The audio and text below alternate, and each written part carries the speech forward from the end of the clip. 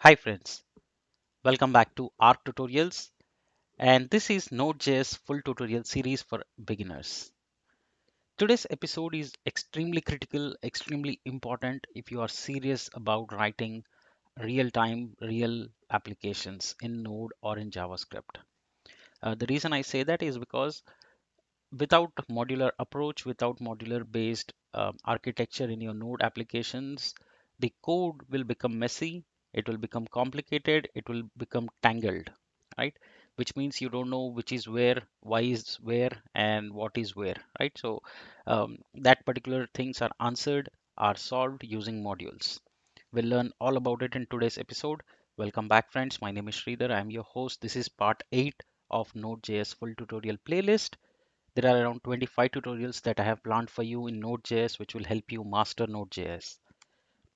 If you have missed out on the previous episodes, make sure you have gone through it. The playlist link is in the description box below. Make sure you check it out because these are all incremental and iterative learning, which means the previous episodes will be a base for today's episode. So make sure you check it out. All right, so let's talk about what are modules in Node.js. Right? So module is nothing but it's a simple or complex piece of functionality organized in a single or multiple JavaScript files, which can be reused throughout the Node.js.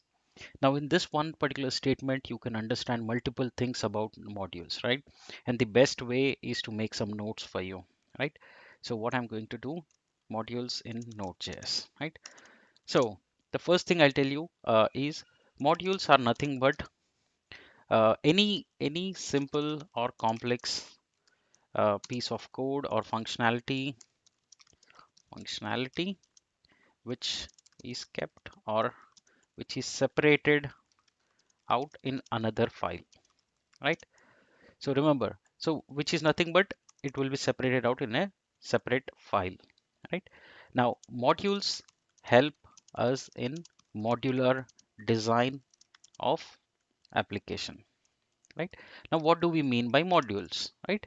So I'll give you an example now. Let's say you're building an app, right? And it has a various functionality, like it will have users, and then it would, let's say, have invoices, right?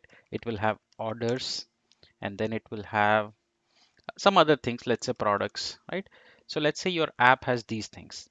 Now invoices can be one module, orders can be one module, right? So all the things related to module, right? So create order and then update order, right?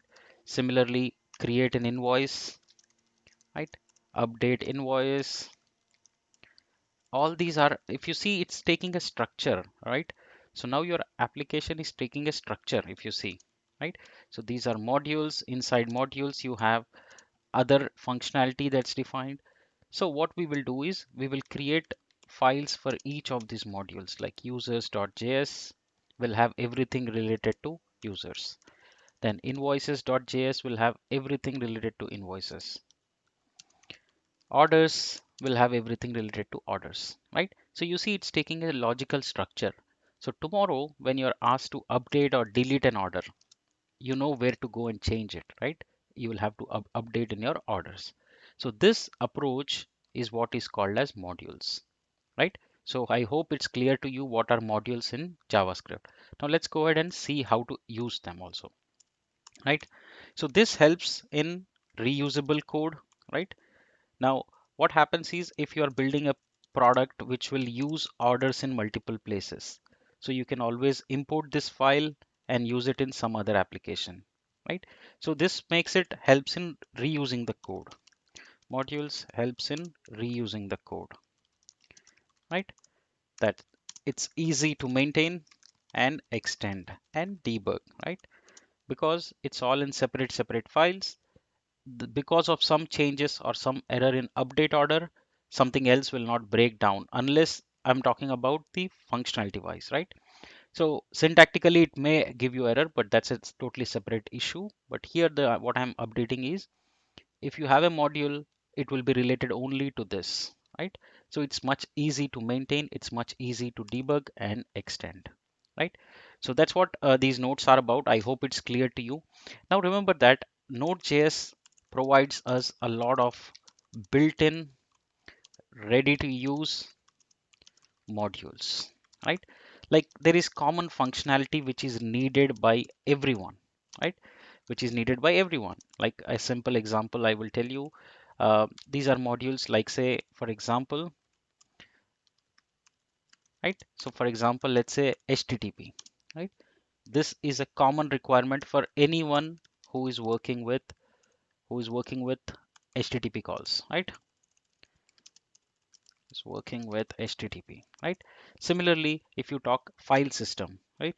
Again, if you anyone working with file system will can use FS because it has standard functions in it in this particular module.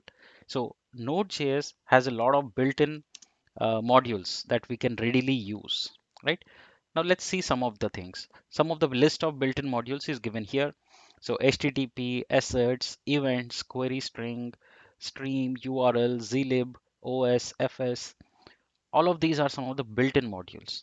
Now at this point of time, you will have questions. What is the complete list of built-in modules, etc. So do not worry. This is covered in chapter 11, sorry, chapter 14, where we cover about built-in core modules. So I have covered that. I will cover that in details.